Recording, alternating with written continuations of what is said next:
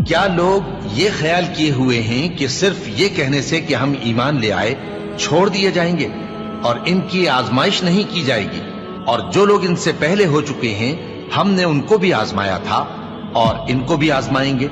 सो अल्लाह उनको जरूर मालूम करेगा जो अपने ईमान में सच्चे हैं और उनको भी जो झूठे हैं। क्या वो लोग जो बुरे काम करते हैं ये समझे हुए हैं कि ये हमारे काबू से निकल जाएंगे?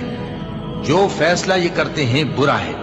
जो शख्स अल्लाह की मुलाकात की उम्मीद रखता हो तो अल्लाह का मुकर्रर किया हुआ वक्त जरूर आने वाला है और वो सुनने वाला है, जानने वाला है। और हम किसी कदर खौफ और भूख और माल और जानों और मेवों के नुकसान से तुम्हारी आजमाइश करेंगे।